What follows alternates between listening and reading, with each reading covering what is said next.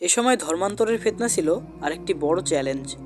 এই চ্যালেঞ্জ মোকাবিলায় সমরায়োজনের ব্যবস্থা করতে হয়। হজরত আবু বকর রাদিয়াল্লাহু আনহু পুরো সেনাবাহিনীকে কয়েকটি অংশে বিভক্ত করেন। প্রত্যেক অংশের জন্য পৃথক পৃথক কমান্ডার নিযুক্ত করেন। তাদের জন্য আলাদা রণক্ষেত্রও নির্ধারণ করে দেওয়া হয়, অর্থাৎ এক এক কমান্ডারকে এক একটি এলাকা দিয়ে দেওয়া হয়। এই সকল সেনা বিভক্তির ক্ষেত্রে হজরত আবু বকর রাদিয়াল্লাহু আনহু প্রতিপক্ষ দলের শক্তি এবং সৈন্য বিবেচনায় রেখে মুসলিম কমান্ডার এবং সৈন্য সংখ্যা নির্ধারণ করতেন। এদের মধ্যে সবচেয়ে শক্তিশালী এবং দাগাবাজ ছিল দুই মুরতাদ, যারা ছিল তুলাইহা এবং মুসাইলামা। তারা উভয়েই ভণ্ড নবুয়াত দাবি করে। নিজেদের সপক্ষে তারা হাজার হাজার ভক্তও জোগাড় করে ফেলে। হজরত খালিদ রাদিয়াল্লাহু আনহু এদের একজনের বিরুদ্ধে সেনাপতি হিসেবে নিযুক্ত হন। হজরত আবু বকর রাদিয়াল্লাহু আনহু তাকে তুলাইহা এর বিরুদ্ধে প্রেরণ করেন। তুলাইহাকে শায়েস্তা করার পর তাকে বাতাহ নামক স্থানে যেতে বলেন। এখানে বনু তামিমের সর্দার মালেক বিন নাবিরা বিদ্রোহ ঘোষণা করেছিল। সকল কমান্ডারগণ নিজ নিজ রণক্ষেত্রের উদ্দেশ্যে রওনা হয়ে যান। হজরত খালিদ রাদিয়াল্লাহু আনহু তার বাহিনী নিয়ে উদ্দিষ্ট রণক্ষেত্রের উদ্দেশ্যে যথারীতি দ্রুত এগিয়ে পৌঁছান যে শত্রুরা মোটেও টের পায় না। তিনি সেখানে পৌঁছে কালক্ষেপণ না করে কয়েকটি বসতি ঘেরাও করে ফেলেন। এতে নেতৃস্থানীয় লোকজন ঘাবড়ে যায়। তাদের মধ্যে কিছু লোক হজরত খালিদ রাদিয়াল্লাহু আনহুর কাছে এসে জানায় যে অনেক গোত্রই তুলাইহার প্রতারণার শিকার, তাদের রক্ত ঝরানো ঠিক হবে না। তিনি একটু সময় দিলে তাই গোত্র হতে কম বেশি 500 জন যোদ্ধা নিয়ে হজরত খালিদ রাদিয়াল্লাহু আনহুর বাহিনীতে যোগ দিবে। হজরত খালিদ রাদিয়াল্লাহু আনহু এতে সম্মতি জানান। অল্প সময়ের মধ্যেই নেতৃস্থানীয় লোকেরা তাই গোত্র হতে 500 জন যোদ্ধা নিয়ে আসেন। তারা তুলাইহার গোত্র এবং তাদের অধীনস্থ গোত্রের বিরুদ্ধে লড়তে অনুপ্রাণিত ছিল। তারা সশস্ত্র হয়ে এসে জাদিলা গোত্র হজরত খালিদ রাদিয়াল্লাহু আনহুর সাথে এসে যোগ দেয়। তুলাইহা হজরত খালিদ রাদিয়াল্লাহু আনহুর নেতৃত্বে এক বিশাল বাহিনী আসছে শুনে অত্যন্ত ঘাবড়ে যায়, কিন্তু তৎপর হয়ে ওঠে ওয়াইনা নামক তার এক ব্যক্তি। লোকটি ফারানা গোত্রের এক নেতা ছিল। তার অন্তরে এতই মদিনা বিদ্বেষ ছিল যে সে প্রকাশ্যে ঘোষণা করে যে সে কিছুতেই মদিনা কেন্দ্রিক শাসন মানতে রাজি নয়। এই লোকটি ইসলামের বিরুদ্ধে প্রচণ্ড অপতৎপরতায় মেতে ওঠে। হজরত খালিদ রাদিয়াল্লাহু আনহু যথাসময়ে জানতে পারেন যে তুলাইহার সাথে ওয়াইনাও আছে। ফলে তিনি অঙ্গীকার করেন তাদেরকে তিনি ক্ষমা করবেন না, এদেরকে তিনি শায়েস্তা করে ছাড়বেন। হজরত খালিদ রাদিয়াল্লাহু আনহু রওনা হওয়ার পূর্বে হজরত উক্কাসা বিন মুহসিন রাদিয়াল্লাহু আনহু এবং হজরত সাবেদ বিন আকরাম আনসারী রাদিয়াল্লাহু আনহুকে গোয়েন্দা বৃত্তির উদ্দেশ্যে আগেই পাঠিয়ে দেন। তাদের প্রতি নির্দেশ দেওয়া ছিল শত্রুর গতিবিধির ওপর সতর্ক দৃষ্টি রাখবে এবং শত্রুপক্ষ থেকে যদি কোনো অস্বাভাবিক আচরণ প্রকাশ পায় তবে তা সাথে সাথে মুসলিম বাহিনীকে যেন জানিয়ে দেওয়া হয়। গোয়েন্দা সাহাবাদয় রওনা হয়ে যান। হজরত খালিদ রাদিয়াল্লাহু আনহু তার সৈন্য নিয়ে এগোতে থাকেন।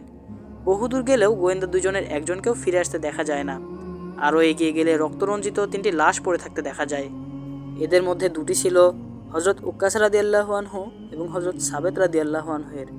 হজরত খালিদ রাদিয়াল্লাহু আনহু তাদেরকে গুপ্তচর বৃত্তির জন্য আগেই পাঠিয়েছিলেন। আর তৃতীয় লাশটি ছিল এক অজ্ঞাত ব্যক্তির। পরেই নির্মম হত্যাকাণ্ডের পটভূমি জানা যায় যে গোয়েন্দাদ্বয় সামনে এগিয়ে চলছিল। পথিমধ্যে হাবল নামের এক ব্যক্তি তাদের সামনে পড়ে। ঐতিহাসিক ইবনুল আসিরের বর্ণনা মতে হাবাল তুলাইহার ভাই ছিল, কিন্তু তাবারি এবং কানুসের মতে হাবাল ভাই ছিল না, বরং ভ্রাতুষ্পুত্র ছিল। হজরত উক্কাসা এবং হজরত সাবেদ রাদিয়াল্লাহু আনহু হুঙ্কার দিয়ে তাকে কতল করেন। তবে এই খবর তুলাইহার কানে চলে যায়। সে তার অপর ভাই সালামাকে সাথে নিয়ে ঘটনাস্থলে দ্রুত রওনা হয়। ইতিমধ্যেই হজরত উক্কাসা রাদিয়াল্লাহু আনহু এবং হজরত সাবেদ রাদিয়াল্লাহু আনহু আরও সামনে এগিয়ে যান। তাদেরকে আসতে দেখে তুলাইহা এবং তার ভাই ঘাপটি মেরে থাকে। সাহাবাদয় কাছে আসতেই তারা কোনরূপ আত্মরক্ষার সুযোগ না দিয়েই তাদেরকে হত্যা করে ফেলে। হজরত খালিদ রাদিয়াল্লাহু আনহু এই ঘটনায় ক্রোধে জ্বলে ওঠেন। তার রক্ত টকবগিয়ে ওঠে। তিনি দ্রুত মার্চ করে তুলাইহার বসতির কাছে গিয়ে পৌঁছান। সংঘাত নিশ্চিত জেনে তুলাইহাও রণপ্রস্তুতি গ্রহণ করেছিল। দুই বাহিনী ময়দানে নেমে আসে। মিথ্যুক তুলাইহা এক নিরাপদ তাঁবুতে গাম্ভীর্য নিয়ে বসেছিল। ওয়াইনা ছিল রণাঙ্গনে। মুসলমানদের ক্রুদ্ধ এবং ক্ষুব্ধ অবস্থায় দেখে ওয়াইনার পিলে চমকে যায়। তার বাহিনী যে ক্রমেই পর্যদুস্ত এবং দুর্বল হয়ে পড়ছে তাও ওয়াইনার নজর এড়ায় না। সে সেনা কমান্ড মাঠে ফেলে তুলাইহার কাছে ছুটে যায়। তুলাইহাকে সে সত্য নবী বলে বিশ্বাস করত। ওয়াইনা তুলাইহাকে জিজ্ঞাসা করে, সম্মানিত নবী, আমরা কঠিন অবস্থার সম্মুখীন, জিব্রাইল কোনো ওহী নিয়ে এসেছে কি? তুলাইহা জবাবে বলে, এখনও আসেনি, তুমি লড়াই অব্যাহত রাখো। ওয়াইনা আবারও দৌড়ে ময়দানে ফিরে আসে এবং কমান্ড দিতে থাকে। মুসলমানদের বজ্র আক্রমণ আরও তীব্রতর হয়। হজরত খালিদ রাদিয়াল্লাহু আনহুর বিচক্ষণ রণকৌশলে ভণ্ড নবীর বিশাল বাহিনী নিস্তেজ হয়ে পড়ছিল। ওয়াইনা আরেকবার তুলাইহার কাছে ছুটে যায়। ওয়াইনা তুলাইহাকে জিজ্ঞাসা করে, নবী, কোনো ওহী এলো কি? তুলাইহা বলে, এখনও নয়, যাও, লড়াই চালিয়ে যেতে থাকো। ওহী আর কখন আসবে? ওয়াইনা উদ্বেগজনক কণ্ঠে জিজ্ঞাসা করে। আপনি তো বলেছিলেন কঠিন সময়ে ওহী নাজিল হয়। তুলাইহা বলে, আমার দোয়া আল্লাহর দরবারে পৌঁছে গেছে, এখন শুধু ওহীর অপেক্ষা মাত্র। ওয়াইনা ভগ্ন হৃদয়ে আবারও সৈন্যের কাছে ফিরে যায়। ততক্ষণ তার বাহিনী হযরত খালিদ রাদিয়াল্লাহু আনহুর ঘেরাওয়ের মধ্যে চলে আসে। ওয়াইনা আতঙ্কিত অবস্থায় পুনরায় তুলাইহার কাছে ফিরে যায় এবং তাকে সৈন্যদের দুরবস্থার কথা জানিয়ে জিজ্ঞাসা করে ওহী নাজিল হয়েছে কিনা। তুলাইহা জবাবে বলে, হ্যাঁ, ওহী নাজিল হয়ে গেছে। ওয়াইনা আশান্বিত কণ্ঠে জানতে চায়, কি নাজিল হলো? তুলাইহা জবাবে বলে, ওহী নাজিল হয়েছে যে মুসলমানরাও যুদ্ধ করছে এবং তোমরাও যুদ্ধ করছো। এমন একটি সময় আসবে যার কথা তোমরা কোনোদিন ভুলতে পারবে না। ওয়াইনার আশা ছিল ভিন্ন কিছুর, কিন্তু তুলাইহা তাকে নিরাশ করে। সে বুঝতে পারে যে তুলাইহা মিথ্যা কথা বলছে। এবার ওয়াইনার আগত স্বরে বলে, এমনটিই তো হবে। সেক্ষণ অতি নিকটবর্তী, যার কথা সারা জীবন আপনি ভুলবেন না।